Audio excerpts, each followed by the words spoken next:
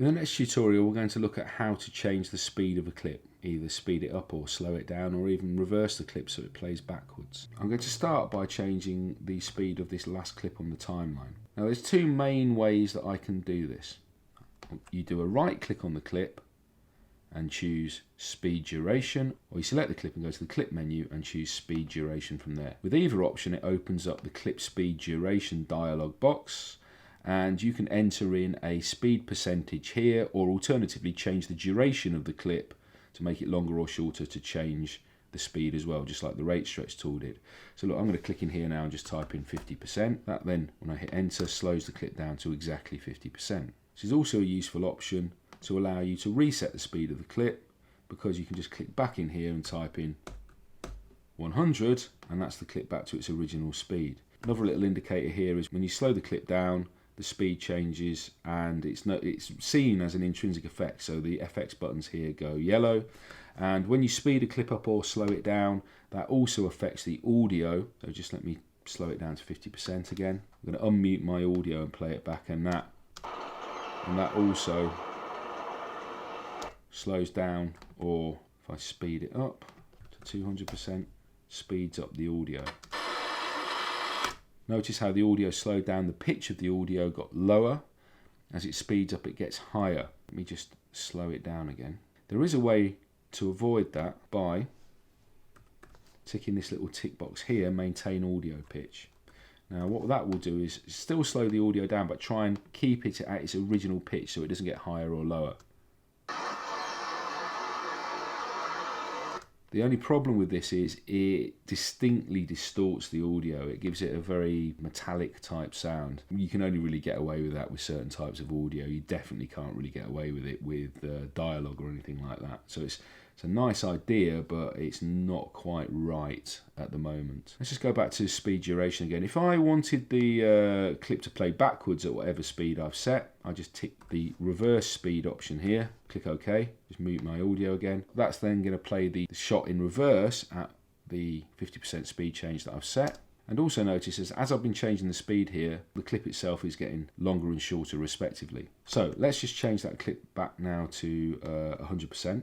And let's also turn reverse speed and maintain audio pitch off. And let's look at another shot. So I'm going to look at this first one here. Now if I do a right click on this one, I'm going to have all the same options. The difference here is though, this clip already has another clip next to it on the timeline. Let's try reducing the speed down to 50% first of all and see what happens to the length of the clip. This time, as you'll see, the clip did not get longer. Because there's clips after it here, it doesn't by default push those clips up.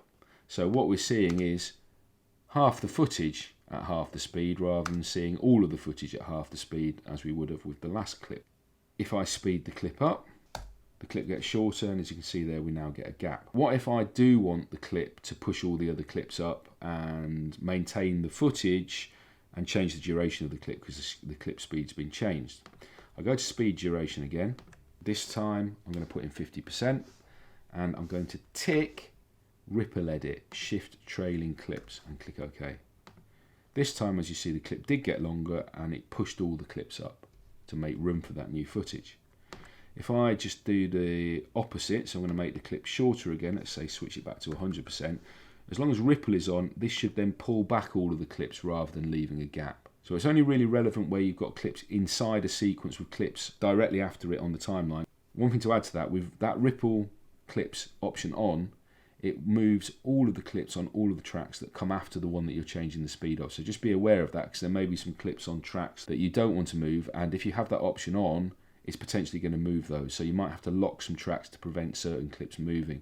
A final thing to add here, if I go back to speed duration, I'm just going to slow the clip down again to 50%. And it's these time interpolation options here, and which one you should pick. The default option here is frame sampling. Now what that means is if I slow the clip down to 50%, it doubles up each frame. So instead of having one frame, then a new frame, then a new frame, then a new frame, what I'm now getting is one frame. If I tap a frame forwards, a copy of that frame, then a new frame, then a copy, then a new frame, then a copy, then a new frame, then a copy. If I was to slow the clip down to 25%, we would then be getting 4 frames in a row instead of 2 frames in a row. So 1 frame, 2 frames, 3 frames, 4 frames, new frame, 2, 3, 4, new, 2, 3, 4, new. This means the more you slow the clip down, the more juddery the shot will look, because it's effectively like dropping the frame rate, and you're seeing a number of the same frames in a row. My next option is frame blending. Now what frame blending does is, instead of duplicating each frame, it takes where it has to create a copy frame and it merges two real frames either side of it together to create a mixed in-between frame. The advantage of this is movement looks much smoother. However, the disadvantage is every other frame is effectively like a blurred mix of two actual frames. If I just click OK on this, so if we just have a little look at this. Now at the moment, it doesn't show you this until you render that clip. So I'm just going to select the clip here. I'm going to go up to the sequence menu and I'm going to tell it to render selection, and that will just render that clip there. The red render bar above the clip then goes green to indicate it's playing a preview file, and let's just have a little look. As you can see, that looks quite nice and smooth again now. Let's actually go through it a frame at a time though. So here's a real frame, that's a blended frame, real frame, blended frame, real frame, blended frame. As you can see on the blended frames, things look a little bit blurry, and that's because it's mixing together two frames each time it does that. So the more movement you've got in the shot, the more noticeable potentially this could be. If you look at the edge of a lady's dress here, you can see this is a blended frame. There's two images there. If I go to the next frame, it's 1, 2, 1, 2, and so on. Obviously, the more you slow it down, the more blended frames you get. The clarity of the frames as you play it back tends to drop even more. So you're trading off judderiness for sharpness of the image.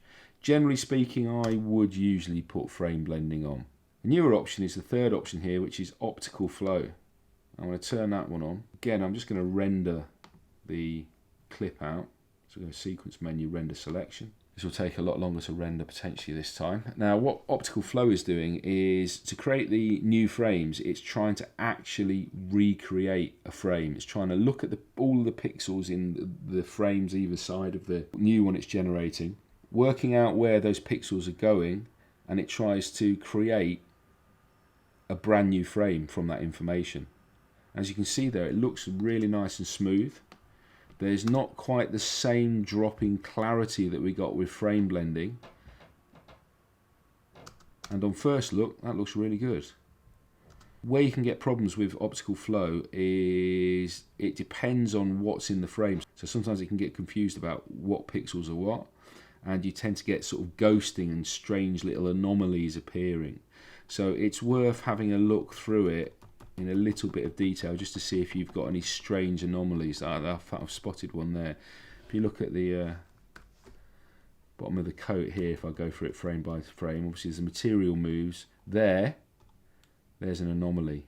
I guess you have to consider whether that's going to be noticeable on a single watch, and in a lot of cases it won't be. But I would definitely check things and just be a little bit cautious about whether there's anything there that is noticeably wrong with the optical flow frames.